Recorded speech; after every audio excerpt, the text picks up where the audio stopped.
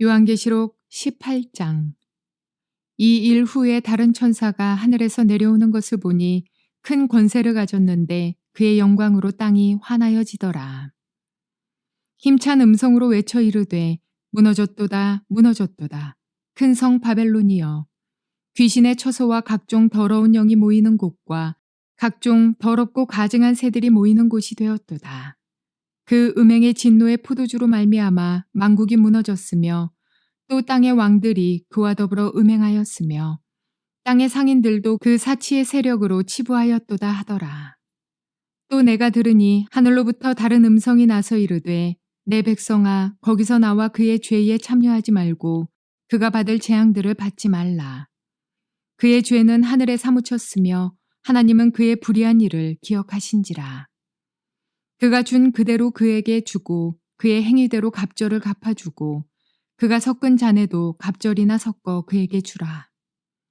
그가 얼마나 자기를 영화롭게 하였으며 사치하였든지 그만큼 고통과 애통함으로 갚아주라. 그가 마음에 말하기를 나는 여왕으로 앉은 자요 과부가 아니라 결단코 애통함을 당하지 아니하리라 하니 그러므로 하루 동안에 그 재앙들이 이르리니 곧 사망과 애통함과 흉년이라. 그가 또한 불에 살라지리니 그를 심판하시는 주 하나님은 강하신 자이심이라. 좋은 날입니다. 성령님께서 오늘도 여러분의 심령 가운데 깊은 평안과 큰 확신 주시기를 주님의 이름으로 축복하여 드립니다. 오늘은 요한계시록 18장 1절부터 8절까지의 말씀을 통해서 주님의 음성을 들을 수 있기를 바랍니다. 우리가 앞에서 본 것처럼 16장에서는 마지막 재앙인 7대접의 재앙이 어떻게 내려지는가를 보았고 17장에서는 그 대접의 재앙이 결국은 엄녀에게 향하여 있는 것, 그래서 엄녀가 하나님의 심판을 받는 것을 17장에서 보았고 오늘 18장에서는 큰 성 바벨론의 멸망에 대한, 그러니까 하나님께서 하나님을 대적한 큰 성 바벨론을 멸망시키는 일, 심판하시는 일에 대한 이야기가 기록되어 있습니다. 그러나 오늘 18장은 내용이 길기 때문에 둘로 나누어서 우리가 한번 살펴보려고 합니다. 저는 오늘 본문의 제목을 내 백성아 거기서 나와서 그의 죄에 참여하지 말라, 이런 제목입니다. 오늘 본문에 나오는 이야기입니다. 하나님께서는 우리가 이 큰 성 바벨론의 시스템에 빠져들지 않기를 원한다는 것을 성경은 우리에게 강조하고 있는 것을 볼 수가 있습니다. 18장 전체가 바벨론의 멸망에 대한 이야기고 바벨론과 함께 세상 가운데에서 하나님을 대적하며 살았던 자들이 애통해하고 하는 그 이야기와 함께 하나님은 하늘의 음성을 주시면서 내 백성아 거기에 참여하지 말고 나와라. 빨리 나와라. 이 바벨론이라는 세상의 시스템에 발을 들여놓지 말고 한 발은 세상에 한 발은 하나님께 들여놓고 살지 말고 완전히 하나님께로 발을 옮겨서 하나님의 부르심을 따라 살아가야 되지 않겠는가 하는 이야기입니다. 자칫 잘못하면 이 세상은 우리에게 아름다움과 출세와 쾌락과 이런 것을 준다고 보장한 것처럼 우리에게 보이지만은, 그러나 실상은 우리에게 파멸의 길이라는 것을 하나님은 우리에게 보여주고 있는 것입니다. 오늘 1절부터 8절까지만 통해서 말씀을 살펴보겠는데, 우리가 여기서 인식해야 될 것은 17장에서도 그것을 언급했지만은 이 엄녀가 누구냐 하는 것을 살펴보았습니다. 이 엄녀는 짐승의 위에서 짐승의 영향을 미치는 존재라고 했습니다. 쉽게 이야기해서 세계적인 종교 지도자라는 것이죠. 그가 세계 정부의 지도자, 정치적 지도자 위에서 종교를 통하여서 조종을 하였던 그러한 존재인데, 결국은 이 정치적 지도자와 종교 지도자 사이에 갈등이 생겨서 정치적 지도자가 짐승이 종교적 지도자인 엄녀를 죽인다는 이야기가 나옵니다. 그러면서 17장에서 말한 언급이 무엇인고 하니 이 엄녀는 큰 바벨론이다, 비밀이다.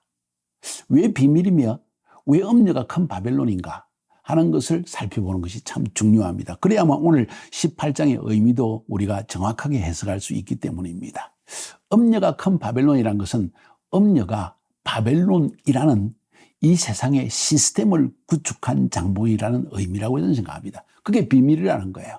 음녀는 종교적인 지도자인데도 불구하고 이 세상적인 시스템에 깊이 연관되어서 이 세상 시스템을 통해서 이익을 얻는 존재였다는 것을 우리는 본문을 통해 알 수 있습니다. 그러니까 말세 주님의 재림 전에 나타날 세계 단일 종교의 지도자라고 하는 자는 결국은 경제적인 자기의 이익을 얻고 온 세상 사람들을 종교라는 이름으로 미혹해서 그들과 함께 마치 하나님의 이름으로, 신의 이름으로 이 세상의 모든 복을 누리게 하겠다는 보장을 주는 존재인 것처럼 보여집니다. 다른 말로 표현하면 세속주의와 출세주의 혹은 쾌락주의를 조장해서 음녀가 세운 종교 시스템이 바로 바벨론이라는 것을 우리가 알 수 있다는 거예요. 다시 한번 말씀드립니다. 이 음녀는 세계 단일 종교의 지도자라고 말할 수 있는데, 그는 하나의 종교 시스템을 구축하는데 이 종교 시스템을 통해서 세상 사람들에게 세속주의와 출세주의와 쾌락주의를 조장하는, 격려하는, 장려하는 이런 인물로서 나타난 것입니다. 그래서 음녀를 큰 바벨론이라고 칭한 것이고, 음녀의 멸망과 함께 큰 바벨론의 멸망은 자연스럽게 따라옵니다. 왜? 세계 정치 지도자인 이 짐승이 음녀, 세계 종교 지도자를 죽이고 나니까 그 음녀가 구축한 이 바벨론 시스템도 무너져 내리는데, 그때 하나님께서 이 바벨론을 심판하신다는 그런 이야기가 오늘 본문에 담겨 있기 때문입니다. 큰 그림이 이해되어졌나요? 굉장히 중요한 부분이라고 저는 생각합니다. 마지막 주님의 재림 전에 나타날 세계 단일 종교의 지도자라고 하는 이 음녀는 결국 세속주의와 출세주의를 조장하기 시작하면서, 그리고 쾌락주의를 조장하면서 하나의 종교 시스템을 구축해내고, 그 종교 시스템이 이런 그 세속주의를 자꾸 조장하는 거죠. 쾌락주의를 조장하는 거죠. 이렇게 하면 신이 너에게 복을 줄 것이다, 너에게 영원한 쾌락을 이 땅 위에 줄 것이다 하면서 조장을 해서 결국은 세상을 조종하고 있었다는 사실을 우리는 보게 되는 것이죠. 오늘 한번 1절부터 8절까지의 이 말씀을 한번 배워보기를 바랍니다. 오늘 18장 전체의 구조를 살펴보는 것도 의미가 있습니다. 먼저 1절부터 3절까지는 이 바벨론에 대한 멸망의 선포, 멸망의 원인이 무엇인가 하는 것을 1절부터 3절까지 이야기하고, 4절부터 8절까지는 하나님의 백성들에게 한 경고입니다. 나와라.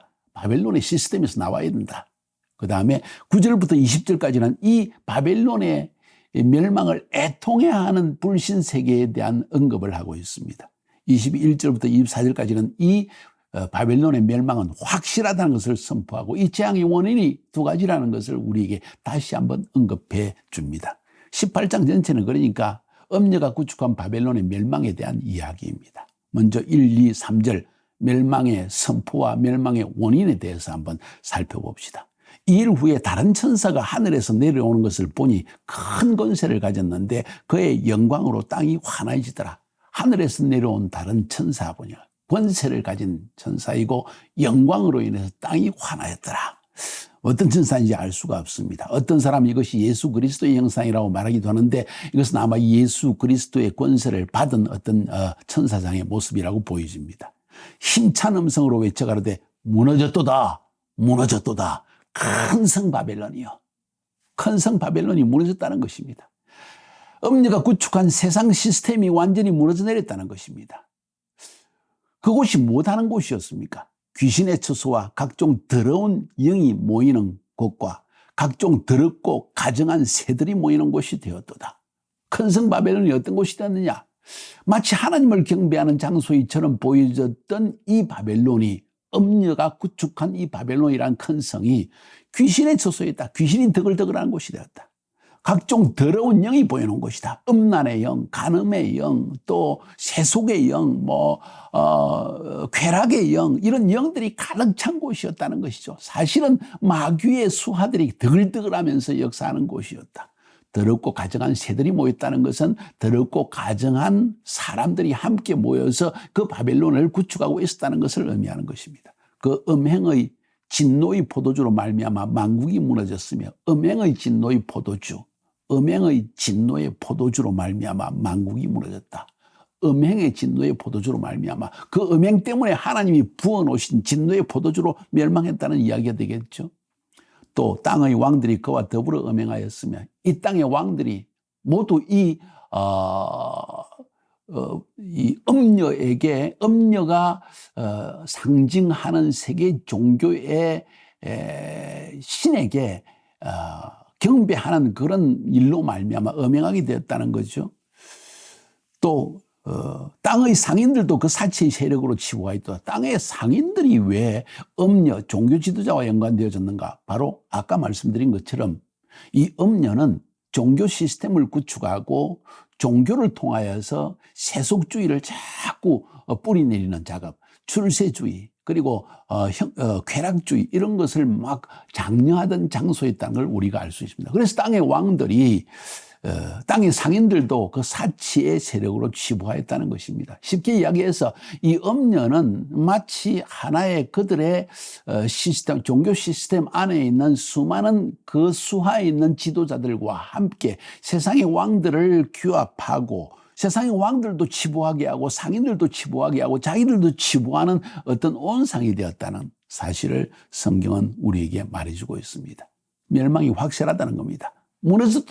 무너졌도다 큰 바벨성이요. 무너졌다 두 번 강조하는 것은 확실하게 무너진다는 것이죠.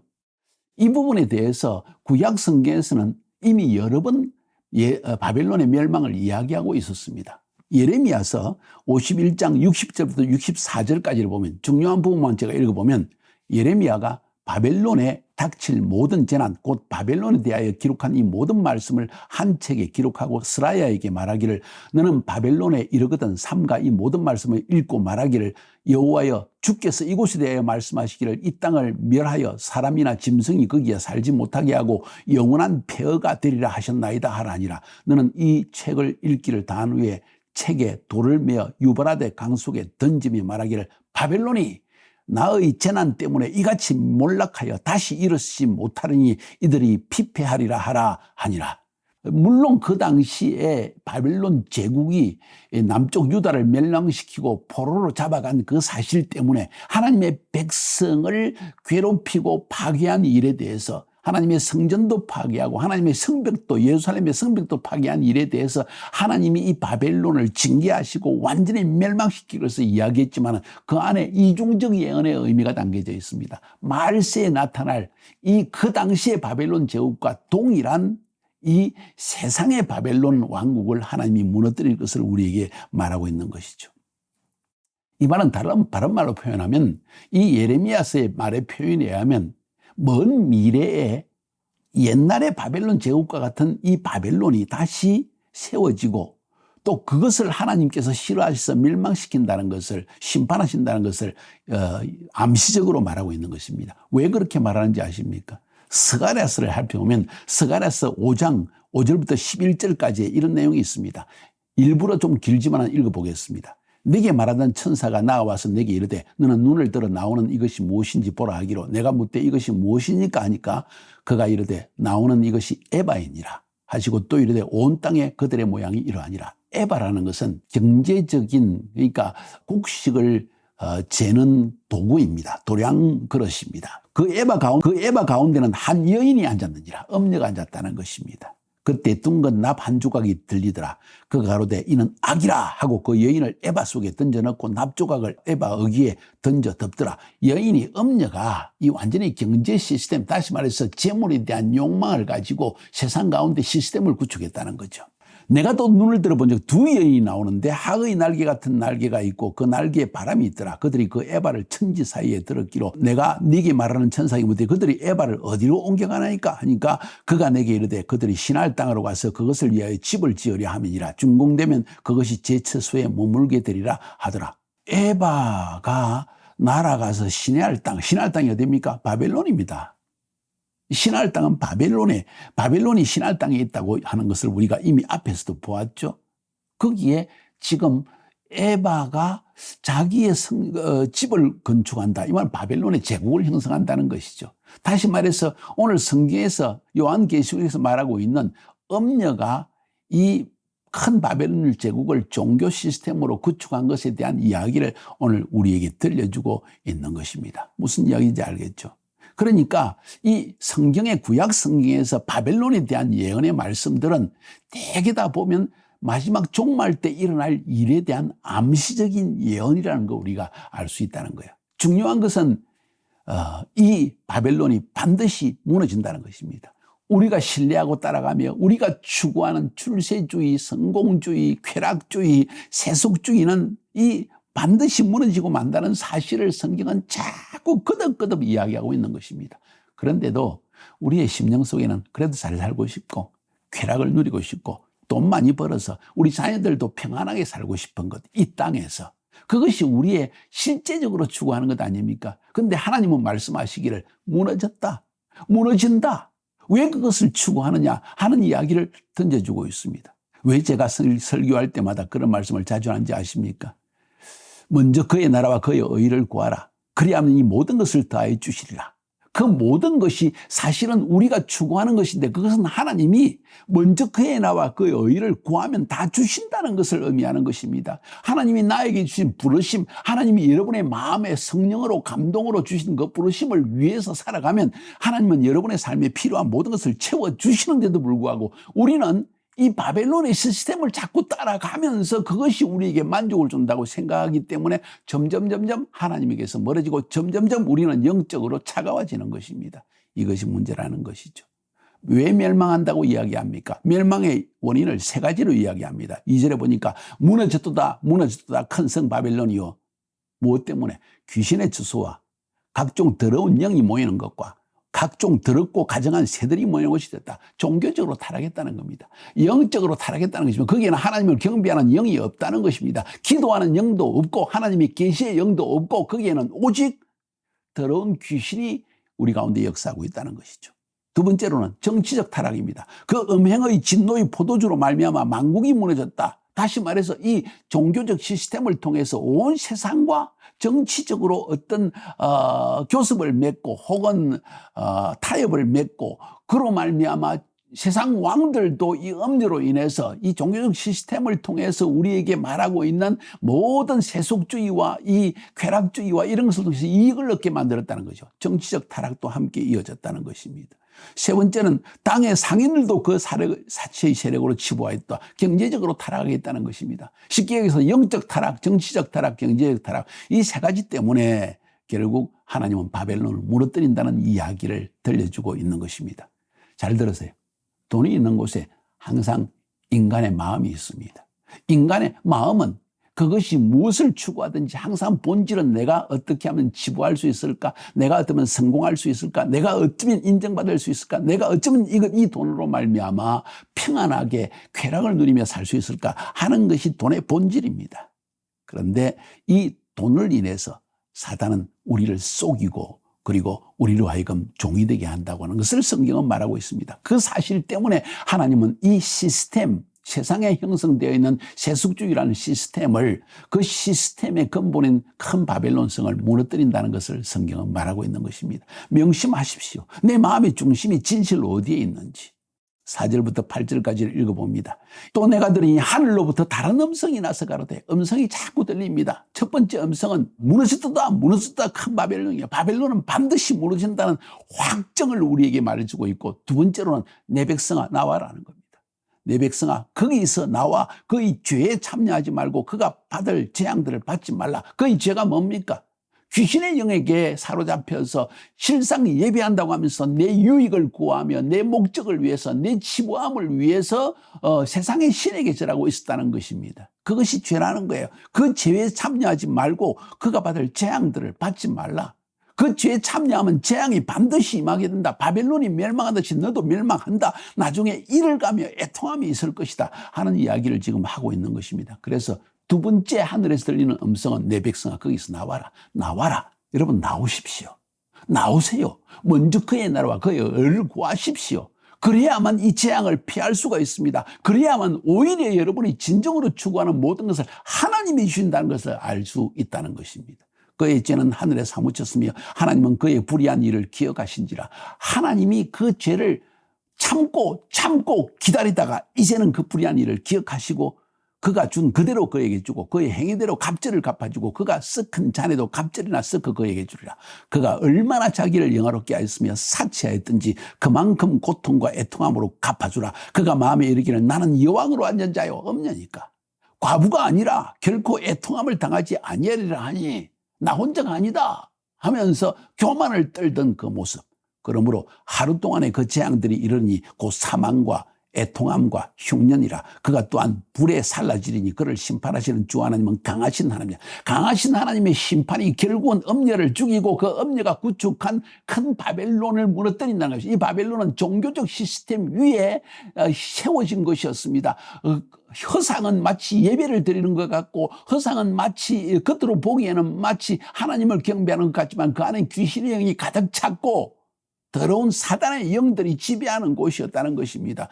그것이 결국은 멸망을 당한다는, 어떻게 멸망을 당하느냐? 흉년이라는 겁니다. 하나님께서 도저히 먹고 살지 못하는 경제적 재앙을 주어서 너희가 세운 이 세속주의와 이 쾌락주의와 출세주의와 성공주의가 허상이라는 걸 내가 보여주마. 흉년이 아마 오랫동안 계속되겠죠. 이런 이야기를 성경은 우리에게 들려주고 있습니다. 마치 요셉의 시대 7년의 큰 흉년이 들었다고 하지 않습니까?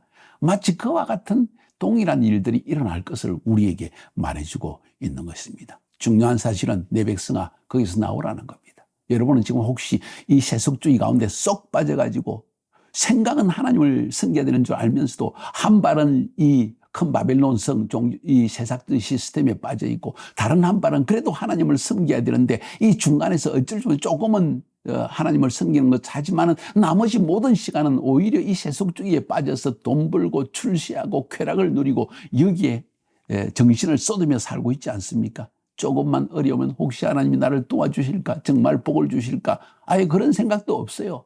하나님을 섬기면서도 어쨌든 내가 추구하는 것은 인정받고 사랑받고 쾌락주의를 누리고 그리고 성공하고 출세하는 것입니다. 그것이 내 부모님과 내 형제들에게 다른 사람에게 보여줄 수 있는 것이라고 착각을 하는 거예요.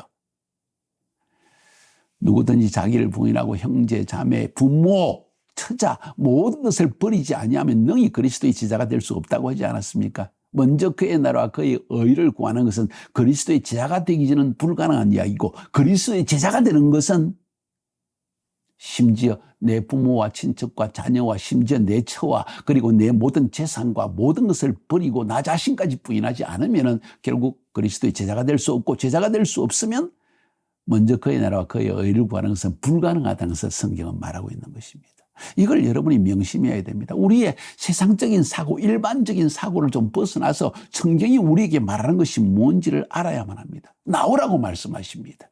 다른 길을 선택하라는 것입니다. 하나님이 보이시는 부르심의 길을 선택하라는 것입니다. 죄에 참여하지 말라는 것입니다. 세속주의와 출세주의에 미혹되지 말라는 것입니다. 마치 내가 세상에 출세하지 않으면 하나님의 복을 받지 못한 것처럼 착각하지 말라는 겁니다.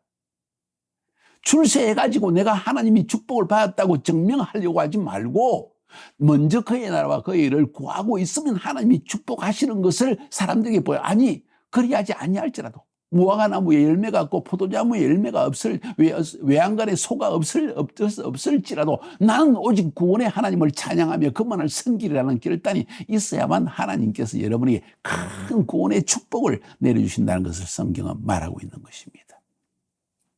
그렇습니다, 사랑하는 여러분. 그래서 오늘 제목을 저는 그렇게 삼은 것입니다.